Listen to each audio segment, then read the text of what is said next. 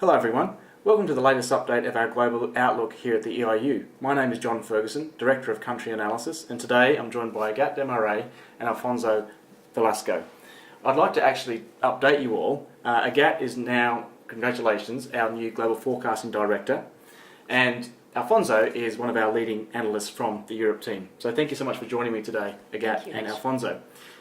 As usual, we want to update you on some of our biggest forecasts, and today, not a surprise, it's very much US focused. We want to update you on the US economy and also some US foreign policy, particularly as it relates to Iran and Turkey.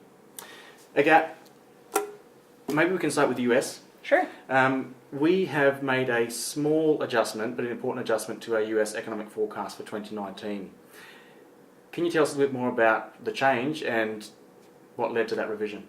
Sure, thanks very much, Don.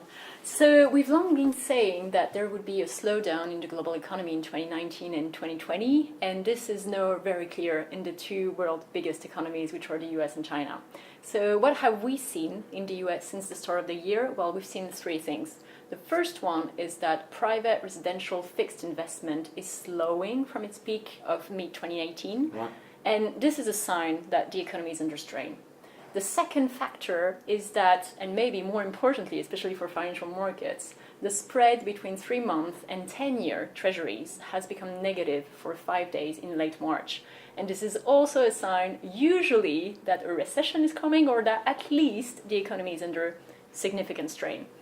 And finally, in February, the high-frequency index that we have about retail and manufacturing indices, well, they are decelerating. So all in all, we have these three factors, domestic factors for the US economy, and these have led us to revise our forecast for 2019 real GDP growth from 2.3% to 2.2% for the US. Absolutely. And you mentioned there the yield curve inversion. That's a really interesting one. So for our viewers, it doesn't necessarily mean a recession is coming. It's not a guarantee, but it's also a pretty strong indicator of an impending slowdown. Exactly.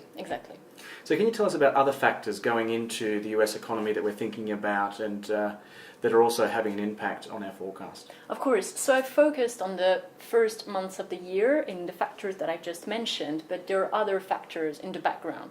The first one, of course, is trade wars. Absolutely. The situation. We've discussed a lot of times here, and it is an evolving story. Oh yes, it's an evolving story that's keeping us very busy because we follow it very closely. So the situation with China and the EU remains quite tense. Negotiations between the US and China are going to start again in April, on April 30th. The situation remains difficult, complicated. We think that a stopgap trade deal is going to happen, which is going to limit the impact on US consumers. However, this means that Trump is going to be able to turn to the EU and have a more aggressive stance in negotiations regarding trade with the EU. So that trade forecast for us is a really interesting one, an important one. Because people out there, some of our clients included that I've spoken to, have different views about how the US-China trade war will unfold.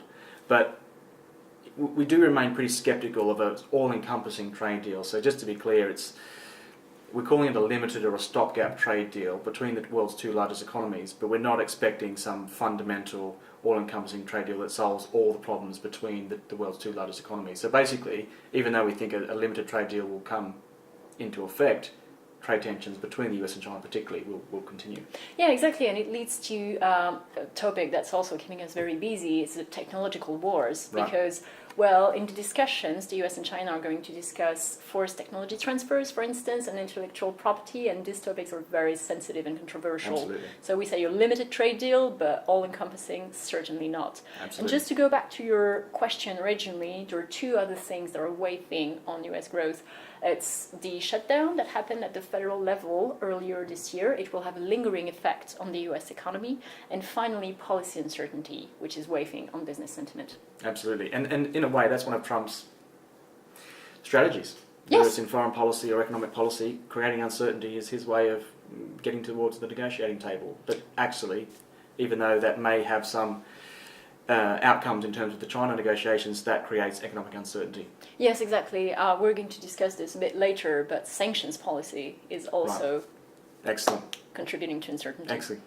Thank you. What about 2020, leading into 2020? Sure. Leading into 2020, well, we see 1.7% growth in the US. So that is a slowdown? That's a slowdown. Yep. As we mentioned, we forecast 2.2% growth this year, so 1.7% is a slowdown. There are three main factors contributing to the slowdown. The first one is that consumer spending is going to continue to moderate from high levels. The second one is that business investment is going to be constrained, partly as a result of this lower sentiment that we just mentioned. Right. And the final one is external environment is going to weaken and be less supportive. Absolutely. And I think we should also mention one of our assumptions with the trade deal is that the tariffs that are already in place between the US and China won't be taken away. Yes. So that if they were, that would soften the environment and improve the environment for trade. Yes. But our assumption is that that won't be part, at least immediately won't be part of the trade deal. Yes, exactly. Right. Excellent. So, some important and interesting changes to our US forecast. Let's shift focus a little bit towards foreign policy. Iran. We've discussed it many times on these videos. Mm-hmm. It's outside of US, China, and maybe US, Russia, one of the world's most impactful relations between two countries. We've seen a lot of news lately about sanctions and the US not renewing sanction waivers. Yes. Can you tell us what's going on there, what's happening? Sure. So there's been a lot of news, as you just mentioned. Well, since the US reimposed sanctions on Iran last year, 8 countries had a waiver. And this waiver means that they could still import Iranian oil. However, these waivers were due to expire on May 2nd, and the US is not going to renew them. Right. So among these 8 countries, there are 3 big US allies, India, South Korea, and Japan, and these countries are certainly going to stop importing Iranian oil. What is the US strategy here? Well, it's depriving Iran of its resources to starve the Iranian regime of all its financial resources. Right. So what happens now, particularly for the oil price? What does this mean going forward? Sure. Well, I would say there are 2 big questions. The first one is, what is China going to do? Because as we just discussed, this end of the US waivers comes at a time of strained US-China relations. The trade negotiations are going to start again. So what is China going to do? That's a big question, because China absorbs around 1/3 of Iranian oil exports. And energy imports is an important part of China's economic makeup. Exactly. So it's not as easy, possibly, for China as compared to others to just turn off the access to Iranian oil. Especially on short notice. Right. That's a tricky question. So far, we don't know what's going to happen. Regarding oil prices, well, there's been a lot of talk of a potential spike in oil prices. We don't think that this is going to happen. Sure, oil prices are at a 5-month high at the moment. However, we think there are 3 reasons why they're not going to go higher. The first one is, okay, they're at a 5-month high. However, they're still around $10 lower per barrel than they were in October 2018. Right. And markets have priced in the new US sanctions. The second thing is that the US is going to apply pressure, especially on Saudi Arabia, so that Saudi Arabia increases its production to make up for the lost Iranian volumes. And finally, the third thing is that the US, exports of oil in the US are booming. They increased by 7% last year, and new pipelines are going to be installed. So the US will also be very keen to make up for its lost volumes. Absolutely. Okay, excellent. Let's shift focus to Turkey. Similar sort of story here, issues between Turkey and the US.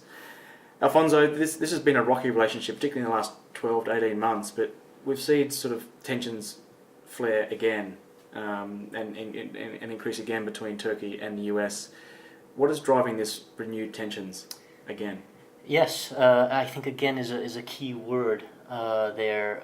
We've seen over the past 18 months tensions over a host of issues, and when you think things are dying down, there's always something that pops up again. This time around, it's actually an issue that has been under the surface since 2017, and it's a deal that Turkey reached with Russia to buy Russian-made missile defense systems. Now, the main issue here is that this missile system. Is this the S-400? This is the S-400, yes. Right. So the S-400 poses a risk to the F-35 fighter jet program that the U.S. has been heavily invested in recent years. Right. And ultimately, the main concern that the U.S. has is that having these systems in the same area where right next to each other with the F-35s, it could create some vulnerabilities for the fighter jet system. Absolutely. So The question I have though is, the relations are strained and tense and have these moments of flaring up. Are we expecting like a complete breakdown of relations between US and Turkey? How bad do you think this can get? So that's a very challenging question. Ultimately, we think that the current tensions will be diffused, and the main reason for this is just that on both sides there are strong incentives to avoid a complete breakdown in relations. Turkey is a key ally for the U.S. in the region.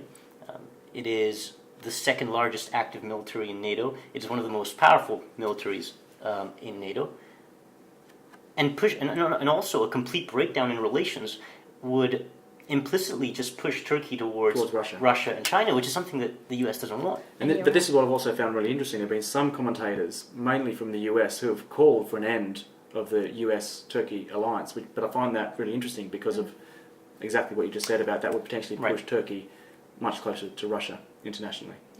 Well, I think, and maybe Agathe has further comment on this, but perhaps part of this is a bit of rhetoric to get Turkey to perhaps reach some sort of solution that is more amenable to the United States objectives of keeping Turkey away from the S-400 deal. But also, I mean, in terms of there's further points why such a solution eventually, some form of a solution we think should be found, right. And it's the economic costs that purchasing the S-400 system and installing them on Turkish soil would be quite significant for Turkey, given the economic sanctions that this would entail. Because Turkey's economy is in recession. Exactly. And therefore quite vulnerable. Yep. It's been contracting now it contracted in the third quarter of 2018 and the fourth quarter of 2018. We expect right now contraction this year in 2019 of 1.7%, given the very sharp contractions at the end of last year, and further a further shock to the economy and the effect that this would have on investor confidence, on the currency, on the currency, on inflation, on the defense industry in Turkey would be too much for the. So that gives Turkey quite an incentive to not to find something out of this that doesn't annoy the US too much, that ends up with more sanctions or more pressure on the economy. Yeah. Absolutely. So how do we go from a situation that's been quite confrontational to something that a more normal state of affairs? So the exact path is probably quite difficult to trace, given the complexity of the situation. Yeah. Somehow there has to be. So we know a few things. We know that Turkey and the Turkish government said that they will go through with the deal, and in a sense they have to because of one of the things that Erdogan has and his ruling government has been very interested in is to show the national sovereignty of Turkey and to display this, especially towards the U.S. in the past couple of years. And so on that side, I don't think he'll be willing to back down from this deal. And then there's another element, another aspect to what's probably preventing, what will keep him buying the missile system, which is Russia is an important in Syria, and Turkey has some quite significant objectives there, and probably will want to make sure that relations with Russia are on good terms. So it's it's a difficult situation in that sense, and it's also difficult from the U.S.'s perspective, given the potential for sanctions and the fact that sanctions will be imposed on Turkey if they do purchase the system.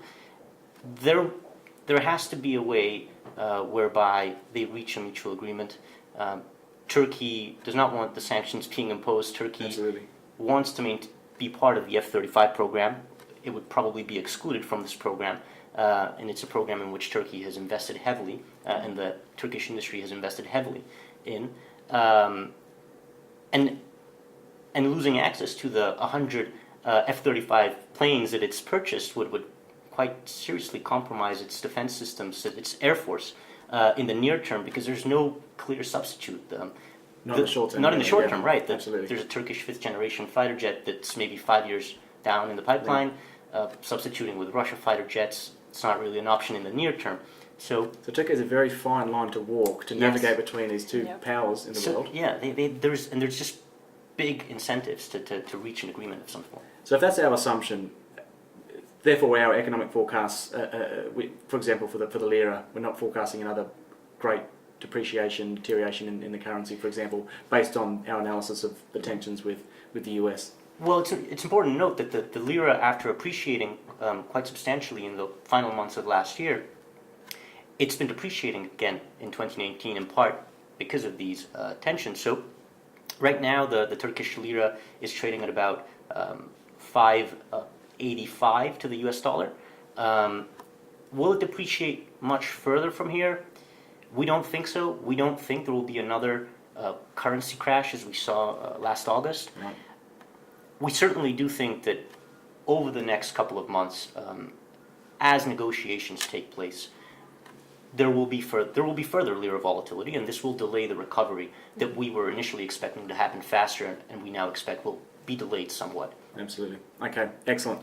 Alfonso, Agathe, thanks so much for discussing it. I'm sure we'll come back to all of these issues actually, Turkey, Iran, and the US economy.